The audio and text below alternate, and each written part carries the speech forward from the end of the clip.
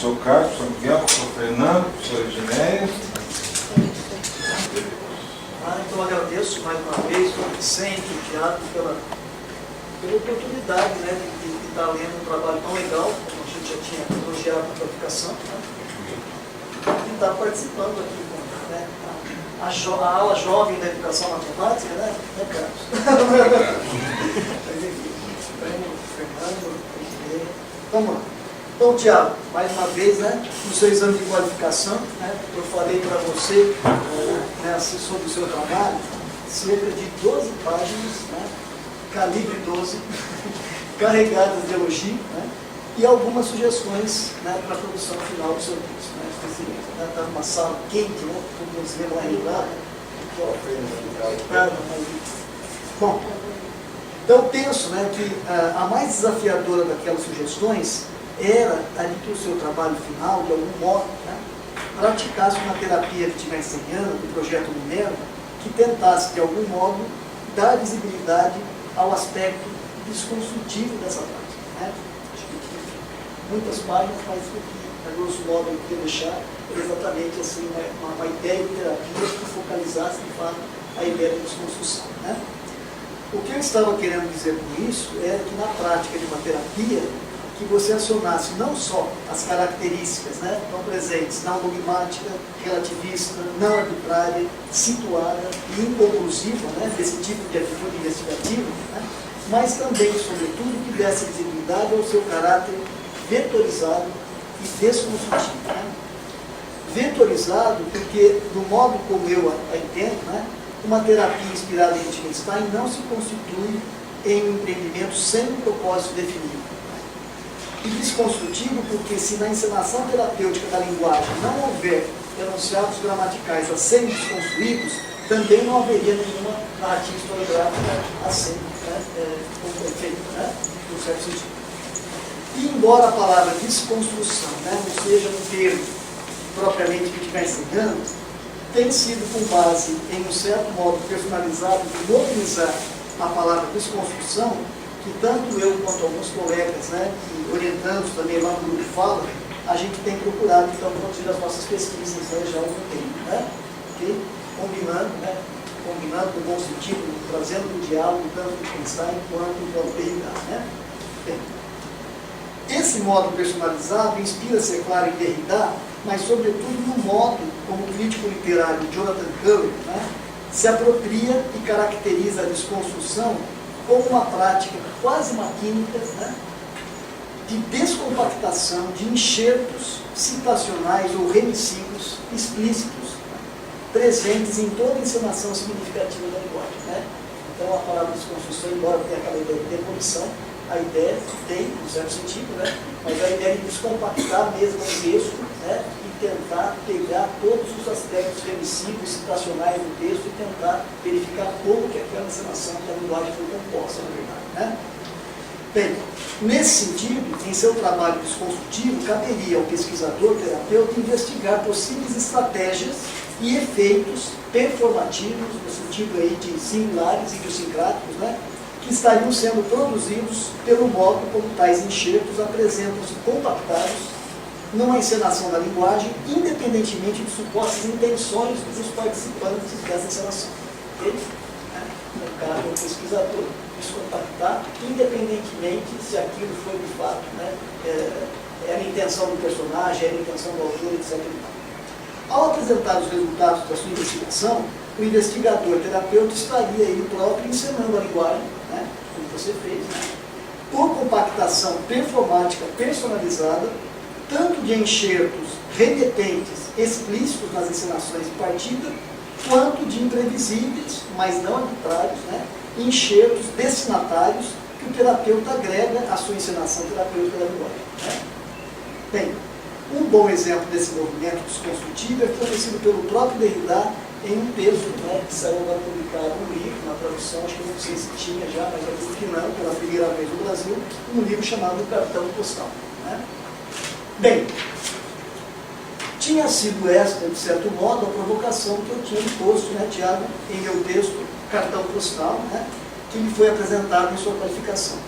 Não que o seu texto de qualificação apresentasse problemas, né, ao contrário, ele estava praticamente pronto em sua originalidade caleidoscópica, né? Que de certo modo já traduzia materialmente a própria desconstrução, a descompactação do projeto Minerva, que já não participava de nenhum todo do partido ou de chegada, isto é, de um projeto Minerva que se assemelhava a um cartão postal sem remetentes ou destinatários fixos, né? E, portanto, a espectros errantes de remetentes ou destinatários. Né? Aí, aludindo um pouco o livro do meio do cartão postal. Né? Em seu texto de qualificação, Tiago, também já se fazia presente um certo modo de se praticar a terapia Wittgensteiniana, ainda que vista mais em seu aspecto não dogmático, e se produzir versões historiográficas plurais acerca do projeto Minerva. Né? Tanto é que traços desse modo panorâmico de se praticar a terapia, como descentração, né, de modos exclusivistas de ver, ainda podem ser acusados, sobretudo na caixa caleidoscópica que você intitula lá, né, você faz uma terapia da expressão do projeto Minerva, né, onde você fica bem mais caracterizado as citações explícitas e pouco menos a intervenção do próprio pesquisador. Né. Bem, logo que terminou a sua qualificação, Tiago, o Vicente me enviou presencialmente um postal, né, no qual me dizia que tinha dúvidas, né, se você iria dar conta do recado que ele havia dado no postal do meu texto, mas que, de qualquer modo, ele iria te incentivar a investigar isso, a tentar fazer isso. Né. A resposta que você nos envia no postal deste seu texto final, né, demonstra que você conseguiu dar conta sem o recado, né, com originalidade e maestria, sobretudo ao brindar os seus destinatários com essa nova caixa caleidoscópica intitulada Um Debate Radiofônico sobre o Projeto Minerva. Né? Com o acréscimo dela às demais caixas, as demais duas que você pôs para os estudantes, né, eu me arriscaria a dizer que você se constitui no primeiro historiador terapeuta desconstrutivo e manifesto do Boehme. Né? O que não significa, é claro, que Boehme não tivesse produzido outros historiadores semelhantes, como, por exemplo, a Heloísa e a Luzia, né, que produziram também dois trabalhos que, no meu modo de entender, também desafiaram voluntariamente formas dogmáticas de se ensinar narrativamente a linguagem, ao produzirem olhares performáticos múltiplos de um mesmo objeto de investigação. Né? Se lembra da Heloísa e da Luzia. Né? Mas, inspirado no olhar diferenciado que Wittgenstein lança às fotos compósitas de Galton, o olhar terapêutico performático que você, Tiago, né, em seu debate radiofônico lança sobre o projeto Minerva, se mostra sintonizado com o tom desconstrutivo com que vem praticando a terapia. Digo-lhe, então, que achei muito engenhosa, original e criativa a ideia que você teve de realizar esse seu debate radiofônico ficcional como uma terapia que ocorre sob os condicionamentos normativos de um cenário radiofônico, né, em que os enxertos comerciais encenados entre um bloco e outro do programa A Voz do Povo remetem o leitor a rastros de significação que vão compondo os contextos político, econômico e cultural do Brasil e do mundo no início, né, da década de 90. Né? É legal isso. Outro aspecto, simultaneamente wittgensteiniano e derridiano, eu diria, né, bem mais sutil, que você, Tiago, empresta a sua narrativa ficcional, foi ter decidido encená-la justamente no início dos anos 90, né, momento em que o projeto Minerva, agonizante, expunha as suas fraturas e fendas, estando a um passo da sua extinção. Né? Em outras palavras, o Minerva já estava praticamente desconstruído no tempo em que você decidiu encenar terapeuticamente a sua desconstrução radiofônica. Né? Isso também foi bem legal, porque sou ironicamente pungente, né, e alegoricamente sugestiva a ideia de desconstruir em um programa radiofônico um projeto eminentemente radiofônico que depositava nas ondas do rádio a esperança e a expectativa de promover escolarização supletiva massiva da população brasileira que, por alguma razão, havia deixado de frequentar a escola. Né? Desse modo, fica então claro, Tiago, o seu propósito de orientar a sua dinâmica terapêutica no sentido de se desconstruir a gramática que havia dado sustentabilidade política ao próprio Minerva. Né? Para isso, você utiliza uma linguagem coloquial popular, comunicativa e envolvente, completamente sintonizada ao desejo de comunicação massiva do rádio. Né? Em conformidade ao tom derridiano de se praticar a desconstrução, o próprio argumento supostamente democrático do alcance radiofônico invocado para o surgimento e sustentação do Minerva acaba sendo mobilizado de forma polarizada por alguns dos personagens, né, que participam da terapia, ora para defender a sua continuidade, ora para acusar a sua própria inviabilidade. Né. Ao longo da encenação terapêutica, questiona-se também tanto a gramática didático-pedagógica, né, orientadora de um suposto desejo de democratização que estava subjacente ao Minerva, quanto também a viabilidade de contemplação do enunciado político da igualdade de oportunidades de acesso à educação escolar regular através do suporte tecnológico da radiodifusão. Né? Assim, Tiago, nada parece escapar ao olhar desse consultor implacável do historiador terapêutico que você se constitui. Né? Penso que em sua terapia você nos permitiria ir além, né, do que nela está manifesto ou eu acabei indo. Né? Então, aquilo mesmo que você falou, né? Cada leitor pode fazer um outro projeto Minerva e é natural que a gente, ao ler, quisesse completar a terapia para lá e para cá, né? Diante daquilo que você nos mostra. Né? Então, acabei fazendo isso também na medida em que ela pode nos enviar arrastos, no meu caso, né? Entendendo assim, fascistas, né? De significação associados ao Minerva em seu desejo de dar continuidade, agora de forma supostamente flexível e organizadora, a disseminação do ideário republicano liberal meritocrático de educação escolar universal, obrigatória e doutrinadora. Né? Penso, né, que a sua terapia nos permitiria ir além do questionamento que ela mobiliza de uma educação baseada em radioaulas e fascículos que não levavam em consideração as diversidades regionais e locais, né? Como se acusa lá dentro. Né? Isso porque, né, a própria Lei 5692, né, na época da ditadura, já havia se atentado para isso e tomado as devidas providências no sentido de se salvaguardar as ditas peculiaridades locais, né, a fim, é claro, de que a esperança falaciosa do princípio ideológico da igualdade de oportunidades fosse democraticamente, entre aspas, implantada nos corações e mentes de todos os brasileiros. Mas talvez, pelo menos no seu início, né, pelo menos no início do Minerva, atentar-se para as diversidades e peculiaridades locais tinha um propósito ainda mais radicalmente fascista, né? Ou seja, o de implantar nos corações e mentes de todos os brasileiros, pelas suaves e melodiosas ondas curtas, médias ou longas do rádio, ou de qualquer outro suporte menos suave que viesse a se mostrar mais eficaz, os valores de um projeto colonizador de educação nacionalista, patriótica, totalitária, obrigatória, beligerante, elitista e meritocrática. Né? Por mais uma vez, Tiago, né, a sua encenação narrativa da linguagem me remeteu ao filme Lili Marlene, do saudoso Fassbinder. Não sei se você chegou a ver o filme. Né?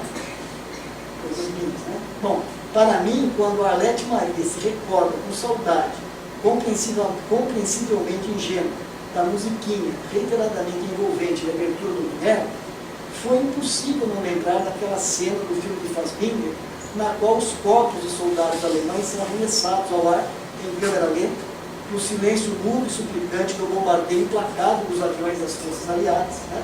Silêncio este sonoramente preenchido pela voz suave e insinuante da atriz Hana Shimura, entoando a canção de Lili Marlene, né? Diz mais ou menos assim, fui procurar relembrar dela, e a canção é mais ou menos assim. Em frente ao quartel, diante do portão, havia um poste com um lampião. E se ele ainda estiver lá, lá desejamos nos reencontrar. Queremos, junto ao lampião, ficar como outrora Lili Marlene. Nossas duas sombras pareciam uma só. Tínhamos tanto amor que todos logo percebiam. E toda a gente ficava a contemplar, quando estávamos junto ao lampião, como outrora Lili Marlene. O lampião conhece seus passos, seu lindo caminhar. Todas as noites ele queima, mas há tempos se esqueceu de mim. E caso algo ruim aconteça, quem vai estar junto ao lampião com você, Lili Marlene? Do tranquilo céu, das profundezas da terra, me surge, como em sonho, seu rosto amado envolto na névoa da noite. Será que voltarei para o nosso lampião como outrora, Lili Marlene? Né? Então, uma melodia que no filme do Fassbinder, ela funciona ideologicamente. O Hitler, né, pega a música e fica tocando a musiquinha dos soldados alemães, né, terminando de campo de batalha. Então, a todo momento, o Fassbinder explora essa tensão. Né? Então, foi impossível ele não me remeter a hora que eu ouvi falar da musiquinha do Minerva. Bem, Não se trata, é claro, né, Tiago, de um rastro memorialístico, temático ou musical. Entre a canção Lili Marlene e a musiquinha de abertura do Minerva, a conexão memorialística que estabeleço é sem dúvida personalizada, mas não é arbitrária, né? É de natureza ideológica. São modos de simbolizar canções, sonoplastias, atores e atrizes, ou o que quer que seja, a serviço de projetos totalitários, imperialistas, dogmáticos e colonizadores de qualquer natureza. Não é de hoje que a gente assiste essas coisas, né? Bem, mobilizar tais tipos de rastros numa terapia do Minerva também não me parece arbitrário, né? Dado que na própria década de 1980, né, já circulava entre nós, ainda que timidamente, uma crítica global do papel colonizador da escola obrigatória de Manzoni, né? Provavelmente alguns de nós se lembram de um livro em quadrinhos chamado Cuidado Escola. Lembram disso?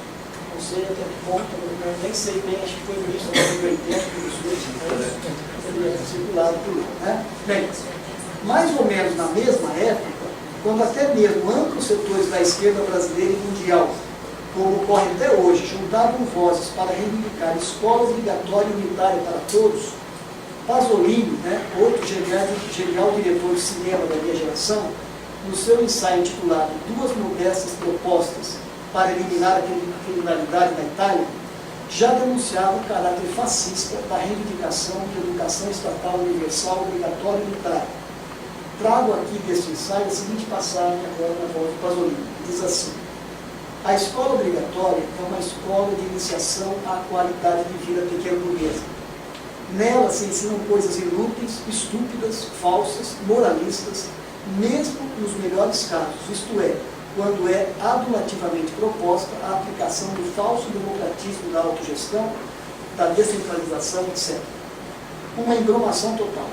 Além disso, uma noção só é dinâmica quando inclui a própria expansão e o próprio aprofundamento. Assim, aprender um pouco da história só tem sentido se for projetada no futuro a possibilidade de uma cultura histórica verdadeira.